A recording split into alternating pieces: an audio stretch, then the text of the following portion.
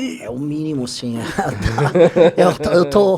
Tá tudo sempre diferente, assim. Desde 2013, se a gente for fazer uma timeline de 10 anos pra cá, tudo de 2013 pra cá é diferente. Né? E tudo é meio que imprevisível, né? Totalmente imprevisível. Tipo, 2013, manifestações da esquerda emparedando a Dilma. Depois a direita, que nunca tinha ruas desde, sei lá, 64, aparece. Aí a presidente do PT cai. Aí o Bolsonaro ganha. E agora o Bolsonaro perde, aí o Lula volta. Ou seja, não dá pra entender isso aqui. E os contornos disso aí? Você pega a política externa brasileira, né? O Lula vai para os Estados Unidos, não sabe o que acontece, ele adota posições agora pró-Ucrânia de forma meio dúbia, mas ele é obrigado a adotar. Eu acho que foi bem acertada essa posição dele, inclusive. De recusar dar munição para a Alemanha dar para a Ucrânia. Olha, isso é um tema que dá pano para manga, sim, mas o PT, historicamente, ele tem uma crítica à política imperialista dos Estados Unidos, isso é um clássico deles. E eles têm razão pra caramba nisso, né? Mas todo mundo que vai ter uma crítica ao imperialismo dele vai ter uma grande razão. Aí o problema é quando a gente começa a entrar no game, quem é a alternativa e quem tá no enfrentamento a isso. Você tem um projeto de poder da China crescente, que a gente não vai falar que é mais virtuoso que o americano. Sim, mas a gente não tem que escolher a quem a gente é submisso, né? Não, eu também acho que não, a gente tem que escolher quem a gente é submisso. Mas então só resta mais um caminho. Não é só, assim, a gente pode pensar no nosso caminho. Exato. Que é o caminho que sobra. Isso, mas eu não sei exatamente quais são os interesses para a escolha do nosso caminho por parte do PT. Tipo, existe um alinhamento histórico deles, pretérito, nessa parte, vamos dizer, de ter não só da escolha dos BRICS, mas o PT reflete um pouco da política do terceiro mundismo, a política que eles tentaram, se for lembrar, inclusive com a China, havia uma história, eu trabalhei um pouco nessa parte de fornecendo pra galera de engenharia, que no fundo, eu já tomei calote indireto da Odebrecht no período da Lava Jato, quando as pessoas sabiam que rolava todo aquele esquema de corrupção, mas que, enfim, a imprensa não noticiava, isso é uma coisa até engraçada.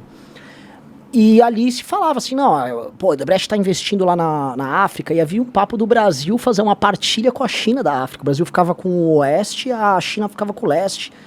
E havia essa parceria nítida, Claro, o Brasil sempre teve uma relação muito dúbia com os Estados Unidos. O discurso sempre muito anti-americano, mas uma prática que você era obrigado, de certa medida, se não se submeter, você é obrigado a aceitar a posição de poder que os Estados Unidos têm na América Latina, e o PT aceitou, e todo mundo aceitou na prática. Se você não aceitou, eles dão golpe no seu país, né? É isso que eles fazem. Como já fizeram no Brasil, né? Sim. Já apoiaram o golpe de 64, foi apoiado pelos Estados Unidos.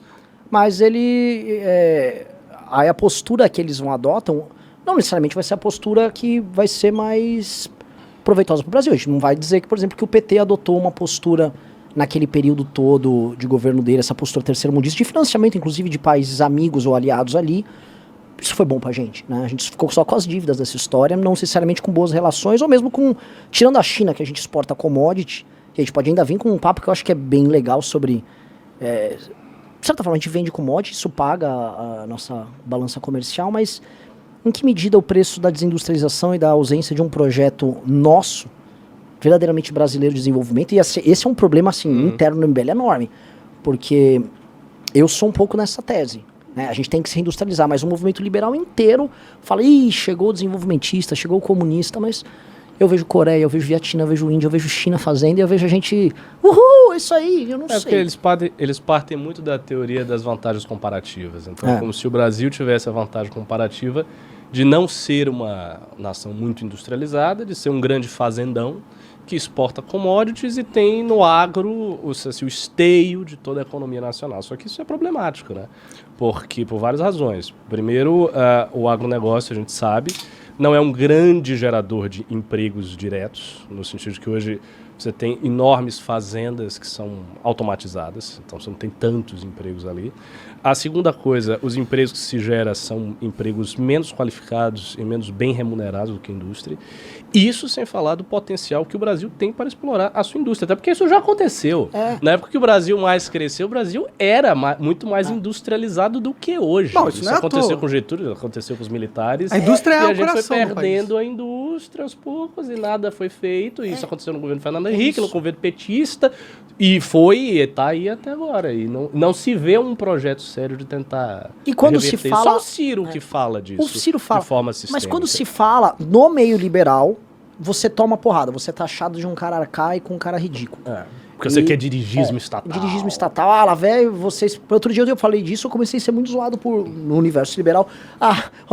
Renan é um comunista, não sei o quê. Comunista. E, tipo, eu não sei exatamente o que tem de tão criminoso em falar isso. Porque o Brasil já foi um país que estava em franco processo de industrialização. O Brasil vendia carros pra gringa, a preços competitivos.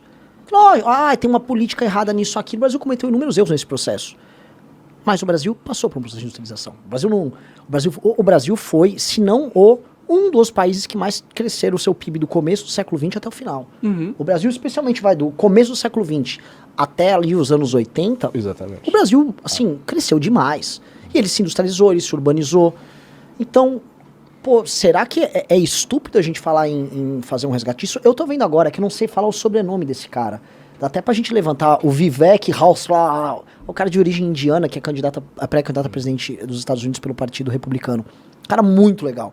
Cara com uma visão muito arejada. Você vai gostar, assim, da agenda desse cara, né?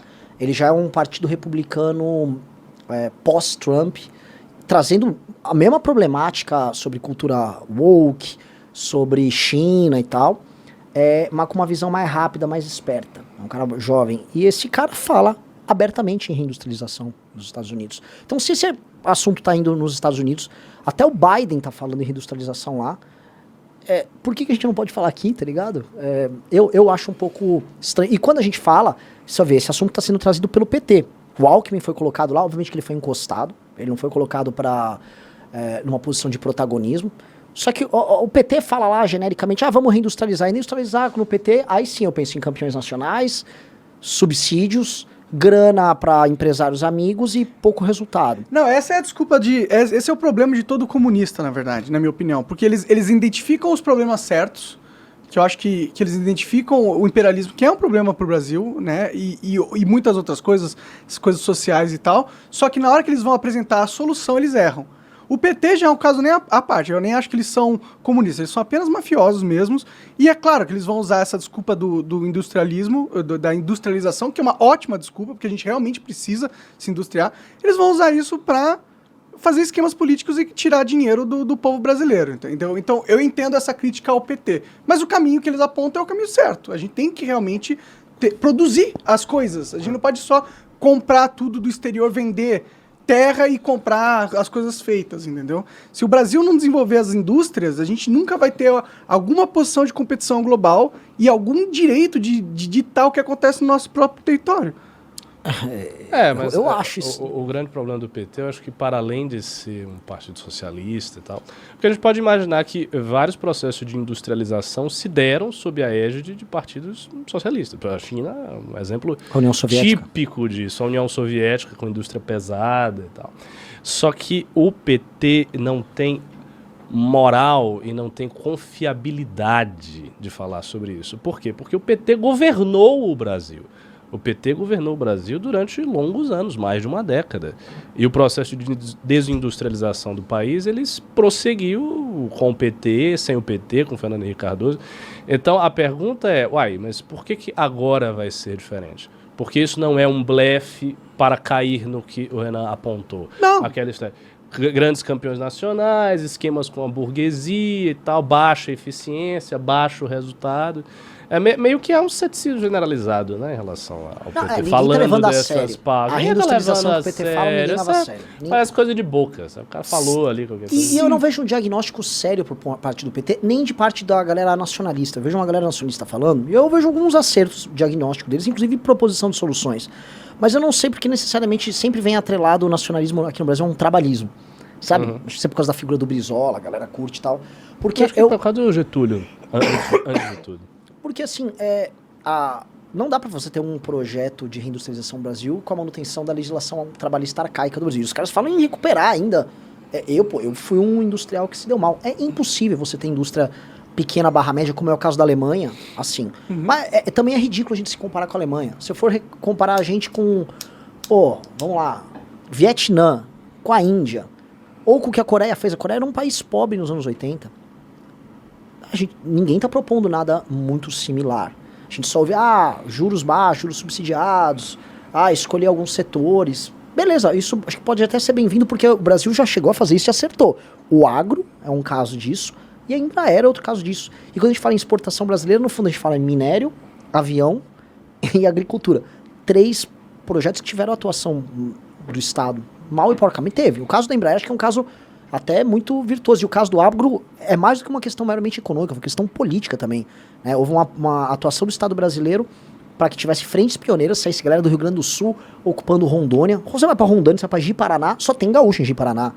E essa gauchada tá até hoje. Pô, o oeste da Bahia tem centro de tradições gaúchas. Né? Tem o famoso Matopiba ali, essa expansão do agro que tem. Isso foi pensado durante, inclusive, o período da ditadura militar como um projeto, né? Embrapa.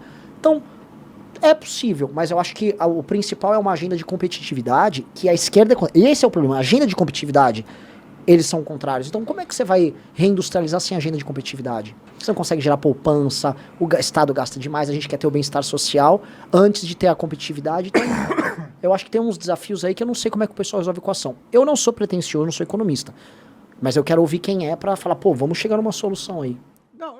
Você acaba de assistir um corte do Monarch Talks, agradeço demais, mas se você quiser ver o vídeo na íntegra e acompanhar ao vivo todas as transmissões, você tem que ir lá no rumble.com/monarch para não perder nada. Segue a gente lá.